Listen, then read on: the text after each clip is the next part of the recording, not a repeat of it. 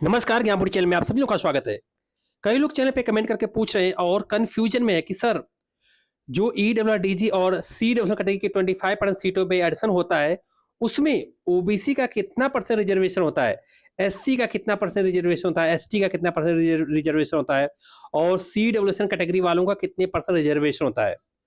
कुछ लोग पूछे हैं कि सर मदर के नाम का ओबीसी सर्टिफिकेट चलेगा, एससी एसटी सर्टिफिकेट फादर का वैलिड है और ईडब्ल्यूएस की थर्ड लिस्ट आएगी या नहीं आएगी।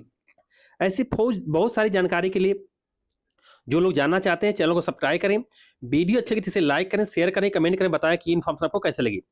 सबसे पहले बात करते हैं, अगर आप भी इन सवालों से परेशान हैं तो ये वीडियो पूरा देखिए, क्योंकि आज मैं सरकारी एफएक्यू के हिसाब से सब क्लियर करने वाला हूँ। सबसे पहले 25% सीट में ओबीसी का कितना परसेंट रिजर्व होता है। दोस्तों, सबसे पहले एक बड़ा भ्रम दूर कर लेते हैं। दिल्ली के प्राइवेट स्कूल में 25% ईडब्ल्यू सीट में ओबीसी का कोई फिक्स परसेंटेज नहीं है।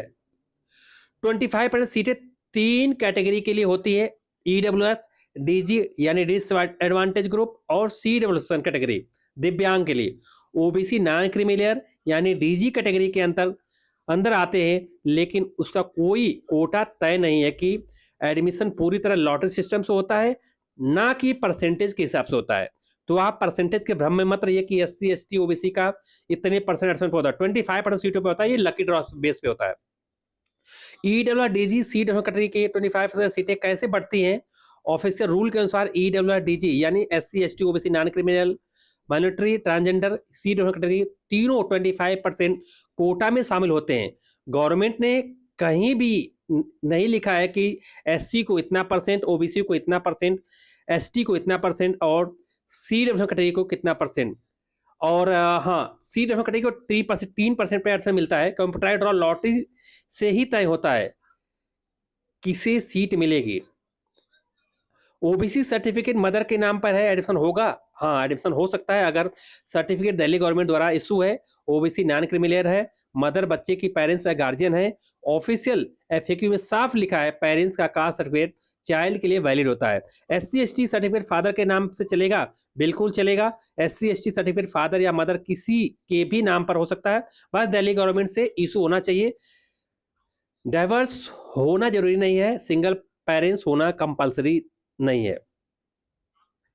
ईडब्ल्यूएस की थर्ड लिस्ट आएगी या नहीं। दोस्तों, थर्ड लिस्ट तभी आती है जब सीट खाली रह जाती है, स्कूल रिपोर्टिंग पूरी नहीं कर पाते हैं।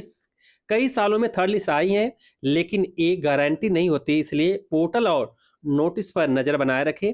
जैसे कोई थर्ड लिस्ट आएगी जरूर आपको जानकारी मिल जाएगी। और क्या जानकारी जानना चाहते हैं। कुछ लोग पूछ रहे थे कि सर आखिर ईडब्ल्यूडीजी के फॉर्म कब से शुरू होंगे। देखिए, 23 जनवरी तक जो अभी ओपन कैटेगरी के फॉर्म भरे गए थे 75% सीटों पे, उनकी पहली लॉटरी निकलने वाली। इसके बाद ही कोई नोटिफिकेशन आएगा ईडब्ल्यूडीजी के एडमिशन के लिए। लेकिन हाँ, जनवरी के लास्ट या फरवरी के पहले सप्ताह में नोटिफिकेशन आने की पूरी संभावना, तो आप लोग तैयार रहिए डॉक्यूमेंट के साथ।